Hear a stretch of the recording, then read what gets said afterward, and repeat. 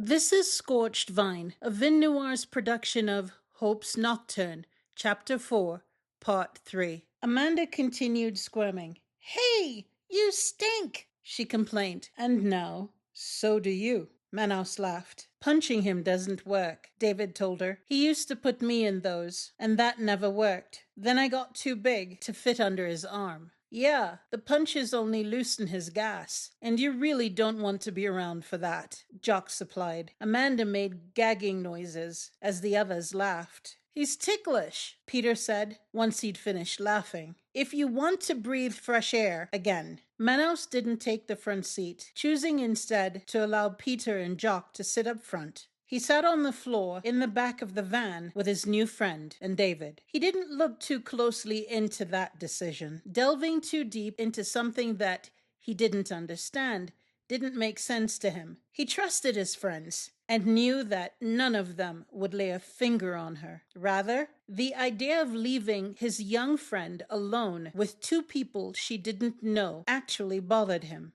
Manos agonized over the action he was about to take. He didn't often talk about his family or their demise, but they were surrounded by friends. At any rate, everyone here already knew this story. While he knew neither her mother nor father, this new friend, who with one word seemed to pull his hope out of its endless night, he would protect if he could. There are only 24 seals and signets available for all the guilds to bestow. He frowned at the sour taste that word left in his mouth as he shifted uncomfortably on the van's floor. He wanted a good look at her face when he gave her the next bit of information. The signets come with a significant amount of status around the country, as well as financial advantages. Businesses graced with them enjoy a lot of free publicity just by word of mouth. But they also get first pick at any contracts doled out by the crown. They also do a lot of what they call preferential cross-bidding between seals.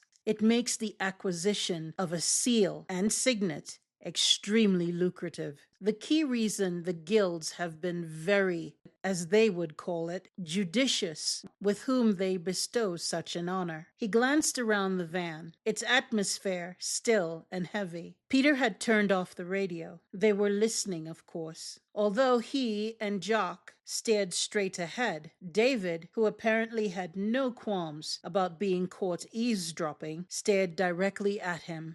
His deep-set, warm brown eyes, a testament of his South Asian heritage, dared him to continue. "Will she conclude that this next part is about my family?" he wondered, as he once again stared into deep jade pools. Heaving a labored sigh, Manos continued, "The thing is, those signets can also have severe drawbacks. The guilds control the businesses that are in possession of those signets with an iron fist. The bar for maintaining such a signet can come at a heavy economic and personal cost." He paused, once again squirming in his seat. He remembered when his father told him it was his grandfather who had prematurely accepted the seal and signet. He'd done so on the condition that Makon would acquiesce to marry who they'd chosen. To my knowledge, there haven't been many businesses that have run afoul of the guilds, stipulations that have survived. You see, it's not just the favored businesses that the guilds rule with an iron grip, but every ancillary trade associated with those businesses are strictly controlled. He could see the wheels turning in her head. While she hadn't relinquished her death stare with David, her feet were tapping a syncopated beat on the van's floor. Her brows drew together like storm clouds over jade pools. "All doing their bidding, vying for their opportunity at the gilded seal," she said, "or acting out of fear.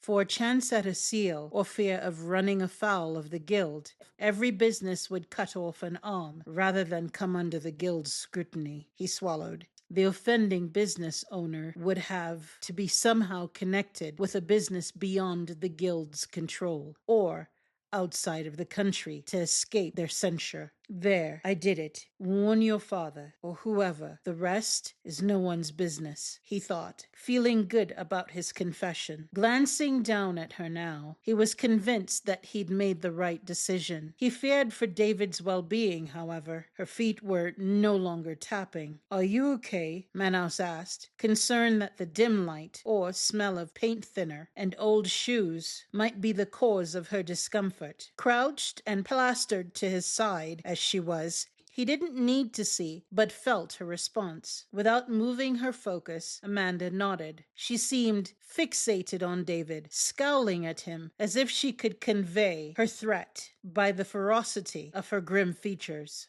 Dave, however, seemed at ease with the stare down, sitting with his legs stretched out and crossed at the ankles. He smiled in the face of promised violence. I'm David, he said, pressing his hand to his chest. Manos usually has better manners. He grinned, flashing a mouthful of teeth. I'm a year ahead of you. You are? He felt her slump back against the van. You're not one of the sixth formers? No, David winced. You're thinking of Winston Kim. He shook his head. I don't know why, but people keep mixing us up.